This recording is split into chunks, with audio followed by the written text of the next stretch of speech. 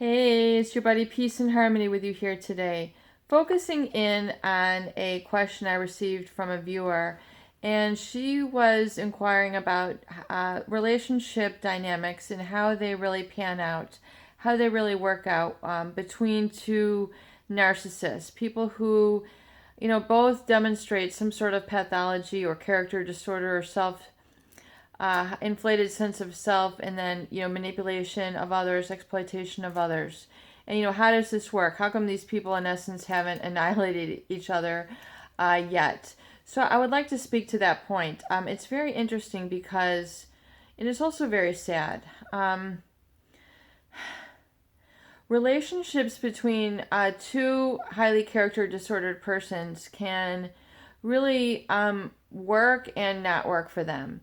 And work, which I mean, we know when you witness it, they might be staying together for some amount of time, or they might have the appearance of being very successful, being very accomplished together, being very at the top of their game in their in their work field, in their career, and in their amassment of wealth or things of that nature, possessions. Yet there's a lot of tumult going on underneath. That if you were to see the drama and chaos and the conflict that ensues, you'd say, well, that person got their karma. They got what they were, their maladaptive treatment, was reciprocated, and they tend to be, a winner and a victim at the same time. So, if we look at how this dynamic plays out. So you've got one person who is trying to control the other. They can be very So I think what does I see work with a lot of these relationships is when you have an overt narcissist, or an overt sort of psychopath, someone who displays a lot of energy, lack of remorse, lack of regret, sort of manipulator, and someone who is used, uses others, exploits them to their own advantage and to their own end, and really does this, relentlessly, and does not, is very oftentimes reckless in that. These people I find will if they're looking for a long-term relationship or have a long-term relationship, it will manifest, or most quote unquote successfully be maintained with someone who is covert in nature. So the overt and then the covert together tend to be a common narcissistic or psychopathic match. So in other words, the person who is doing a lot of the controlling, will engage in that behavior to a very high level, and then the covert, then in their mind they think that they have outsmarted this other individual by getting them to do all their work and getting them to satisfy them for directing much of the family or the relationship or the religion or the kids. So for example, with a female overt psychopath, very controlling, domineering, authoritarian, very cold person, very cold-blooded person, will match well with a covert narcissist. And then where the covert narcissist, through their aloofness, through allowing this person to proliferate in their pathology, allowing their pathology to become at its height, at its worst, if you will, and allow them to be overly controlling, allowing them to be overly dominating, allow them to live without regret and remorse, and then hurting people, allowing them to live in that way, in that manner, and then in essence the covert, and then in the back of their mind they're saying, I've really outsmarted this person, I've really got what I wanted, this person is, taking on all these responsibilities. They're maintaining the household. They're raising the kids. They're using their high energy to conduct a lot of the sexual intimacy in the relationship. And, they're engaging in all of our social networking and our spiritual networking, or whatever, the travels, all the different high status activities that they may engage in, and then feeling like, I have my needs satisfied by this overt controlling person.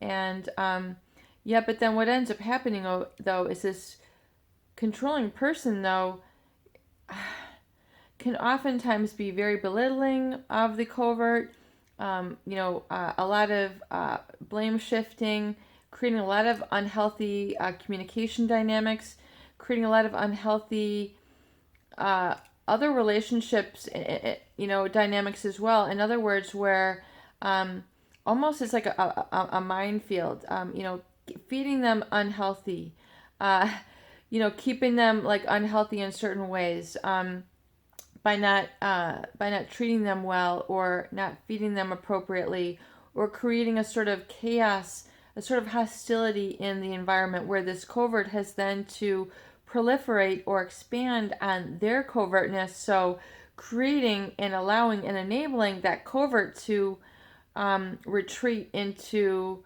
more profound just pathology, drinking,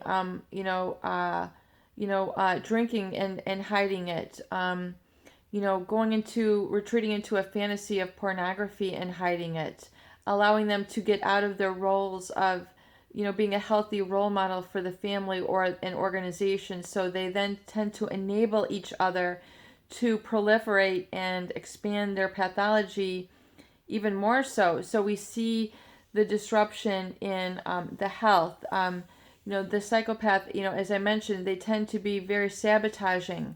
So they will then sabotage their spouse in a number of different insidious ways, through a lot of, not allowing them to have certain friendships or take the helm in certain areas. Or again, creating an atmosphere that is really dangerous in its own insidious way. In other words, putting things up so that this person can trip, like literally physically trip, creating a sort of negative body language in the environment where this person is never talked to on a face-by-face basis.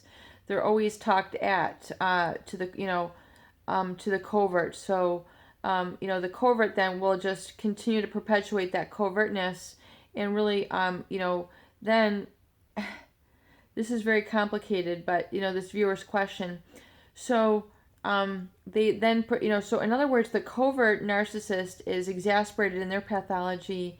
Then the overt is then exasperated in their pathology.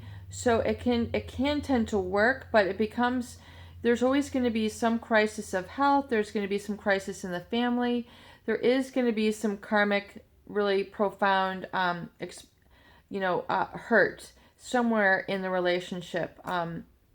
The bottom is going to fall out. There's going to be a huge problem that's going to manifest in either one of their lives, or in the lives of their family members or their friendships, where you see, something going on.